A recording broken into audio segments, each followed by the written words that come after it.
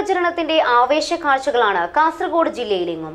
UDF സ്ഥാനാർത്ഥി Rajmohan Unnithan, LDF സ്ഥാനാർത്ഥി KP Satheesh Chandran, NDA സ്ഥാനാർത്ഥി രവീശതന്ത്രി കുണ്ടാർ എന്നിവർ തെരഞ്ഞെടുപ്പ് പ്രചരണ രംഗത്ത് ഒപ്പത്തിനൊപ്പം മുന്നേറുകയാണ്. തെരഞ്ഞെടുപ്പിന് ദിവസങ്ങൾ മാത്രം ബാക്കി നിൽക്കെ 3 സ്ഥാനാർത്ഥികളും തികഞ്ഞ വിജയപ്രതീക്ഷയിലാണ്.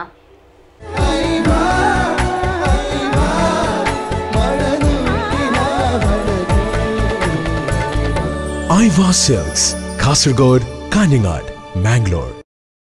വേനൽ ചൂടിനേക്കാളും ചൂടാണ് കാസർഗോഡിന്റെ തെരഞ്ഞെടുപ്പ് രംഗത്തിന്.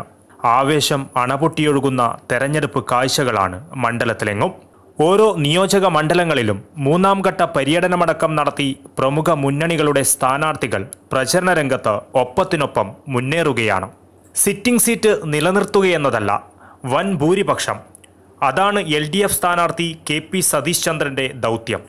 അതിനുവേണ്ടി ഇടതുമുന്നണി മുൻപെങ്ങുമില്ലാത്ത വിധത്തിലുള്ള ശക്തമായ പ്രചരണ പരിപാടികളാണ് നടത്തുന്നത്. കാസർഗോഡ് മുതൽ കല്യാശ്ശേരി വരെയുള്ള ഓരോ മണ്ഡലത്തെയും ഇളക്കി മറിച്ചാണ് സതീഷ് ചന്ദ്രൻ വോട്ടഭ്യർത്ഥന നടത്തുന്നത്. P. കരുണാകരൻ MPയുടെ വികസന തുടർച്ച വാഗ്ദാനം ചെയ്താണ് KPSന്റെ വോട്ടഭ്യർത്ഥന. ഈ തെരഞ്ഞെടുപ്പിൽ കാസർഗോഡ് പാർലമെന്റ് മണ്ഡലത്തിൽ LDF വോട്ടുകൾ മാത്രമല്ല, ഇന്നത്തെ ദേശീയ രാഷ്ട്രീയ സാഹചര്യങ്ങളുടെ പ്രാധാന്യം മനസ്സിലാക്കി കേരളത്തിലെ LDF സർക്കാർ നടത്തിവരുന്ന വികസന പ്രവർത്തനങ്ങളിലൂടെ പ്രാധാന്യം മനസ്സിലാക്കി LDFന് പുറത്തുള്ള മതേതര ജനാധിപത്യ വിശ്വാസികളുടെയും വികസനം കാക്ഷിക്കുന്ന സാധാരണക്കാരായ ജനങ്ങളുടെയും ഒരു വിഭാഗം വോട്ടുകൾ LDFന് ലഭിക്കും എന്ന് തന്നെയാണ് പ്രതീക്ഷിക്കുന്നത്. LDF ചരിത്ര വിജയം ഈ തെരഞ്ഞെടുപ്പിൽ കാസർഗോഡ് മണ്ഡലത്തിൽ നേടും എന്ന കാര്യം സുനിശ്ചിതമാണ്. രാജ്മോഹൻ ഉണ്ണിത്താന്റെ സ്ഥാനാർത്ഥിത്വം, അതാണ് കാസർഗോഡിനെ ശ്രദ്ധേയമാക്കുന്ന മറ്റൊരു ഘടകം. വാക്ഷരങ്ങൾ കൊണ്ട് എതിരാളികളുടെ വായടപ്പിക്കുന്ന ഉണ്ണിത്താൻ UDF സ്ഥാനാർത്ഥിയായി കാസർഗോട്ടെത്തിയത് പ്രവർത്തകരെ തെല്ലൊന്നുമല്ല ആഹ്ലാദിപ്പിച്ചത്. ഇത്തവണ ഇടതുകോട്ട രാജ്മോഹൻ ഉണ്ണിത്താനിലൂടെ പിടിച്ചെടുക്കാമെന്നാണ് UDF നേതൃത്വത്തിന്റെ കണക്കുകൂട്ടൽ. ഇതിനുവേണ്ടിയുള്ള അടുക്കും ചിട്ടയുമാർന്ന പ്രവർത്തനമാണ് UDF നടത്തുന്നത്. CPMന്റെ അക്രമ രാഷ്ട്രീയമാണ് രാജ്മോഹൻ ഉണ്ണിത്താന്റെ പ്രധാന പ്രചരണായുധം. എനിക്ക് ഈ നാട്ടിലെ ജനങ്ങളിൽ വിശ്വാസമുണ്ട്.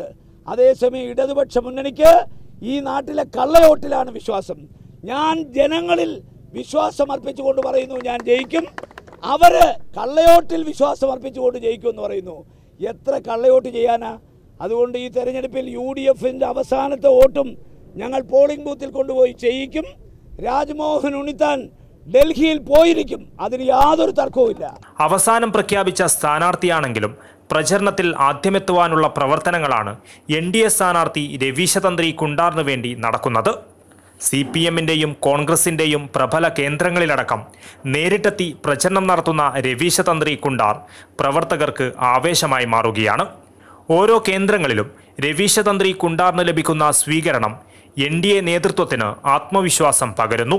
നിലവിലെ രാഷ്ട്രീയ സാഹചര്യത്തിൽ വിജയിക്കുവാൻ സാധിക്കുമെന്ന കണക്കുകൂട്ടലിലാണ് രവീശതന്ത്രി കുണ്ടാർ. ജനസമൂഹത്തിന് ഇടതും വലതും വേണ്ട, ഇനി ഈ രാജ്യത്തിന് സംരക്ഷണം NDAനെ കൊണ്ട് മാത്രമേ എന്നുള്ള ഒരു ധാരണ വന്നതായി കാണുന്നു. അതിനെക്കൊണ്ട് നല്ല സമീപനം, അതുകൊണ്ട് തീർച്ചയായിട്ടും ഞങ്ങൾ ജയിക്കും. കടുത്ത വേനലും വിഷുവുമൊന്നുമല്ല കാസർഗോട്ടുകാരുടെ ചർച്ചാ വിഷയം. അത് തിരഞ്ഞെടുപ്പിനെ കുറിച്ച് മാത്രമാണ്. എങ്ങും ആവേശം നിറഞ്ഞ ചർച്ചകൾ മാത്രം. ഏവരും കാത്തിരിക്കുകയാണ് തെരഞ്ഞെടുപ്പ് ദിനത്തിനായി.